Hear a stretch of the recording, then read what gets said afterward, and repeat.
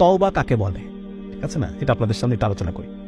তওবাটা হচ্ছে একটা গল্প বলি আমাদেরকে, যে একজন মা, গ্রামের দিকে আপনারা জানেন যে অনেক সময় শীতের শেষে, যখন শীত শেষ হয়ে গেল, এরপরে যত চাদর কাঁথা, হ্যাঁ, এগুলো সব গরম পানিতে জাল দিয়ে শুকিয়ে ভাঁজ করে তুলে রাখা হয় পরের বছর শীতের জন্য, ঠিক আছে।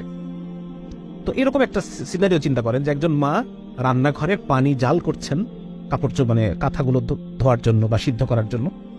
তো এমন সময় সেই মায়ের হয়তো টয়লেটের প্রয়োজন হয়েছে বা অন্য কোনো কিছুর জন্য উনি কি মনে হয়েছে উনি চলে গেছেন সে কাজটা করার জন্য। ওখানে পানি কিন্তু টকবক করে ফুটছে। এমন সময় তার 2 বছর বয়সী বাচ্চা, সে টুকটুক করে হাঁটতে হাঁটতে হাঁটতে হাঁটতে এসে সেই গরম পানির মধ্যে পড়ে গেছে, পড়ে গিয়ে মরে সিদ্ধ হয়ে বাঁচতেছে, ঠিক আছে। এখন ওই মা রান্নাঘরে প্রথম পা দিয়ে চুলার দিকে, মানে ওই পাতিলের গরম পানির যে পাতিল, সেই ডেকচি, সেদিকে তাকিয়ে এই মায়ের প্রথম ফিলিংসটা কি হবে? এই মায়ের প্রথম ফিলিংসটা কি হবে? হ্যাঁ, হায় আমি কি করলাম, ঠিক না?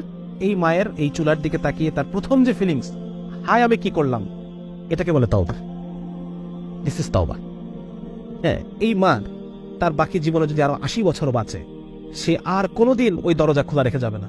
আল্লাহ তাআলা যদি এরপর তাকে আরো 100 সন্তানও দেন, ওই 100 সন্তানের ক্ষেত্রে সে আর কোনোদিন দরজা খোলা রেখে, গরম পানি চুলায় রেখে, রান্নাঘরের দরজা খুলে রেখে সে আর কখনো সেখান থেকে বের হবে না। বের হবে না। তাহলে এই যে অনুভূতি, হায় আমি কি করলাম, হায় আমি কি করলাম, হায় আমি কি করলাম, এই অনুভূতিটাকে বলে তওবা। এবং এই কাজ আমি আর জীবনে কখনো করবো না, ঠিক আছে না, এটা হচ্ছে তওবা।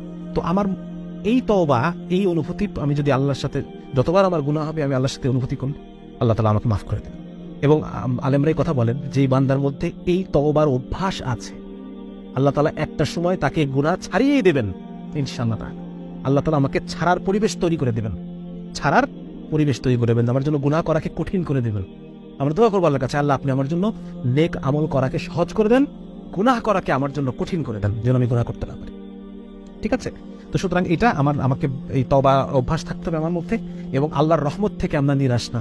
আল্লাহ তাআলা কোরআনের মধ্যে বলতেছেন যে আমার বান্দারা তোমরা নিরাশ হও না, আমি ইন্নাল্লাহা ইয়াগফিরুয যুনুবা জামিআ লা তাকনাতু মির রাহমাতিল্লাহ, আল্লাহর রহমত থেকে নিরাশ হও না, নিশ্চয়ই আল্লাহ রাব্বুল আলামিন সমস্ত গুনাহ মাফ করতে পারেন, ঠিক আছে ইনশাআল্লাহ।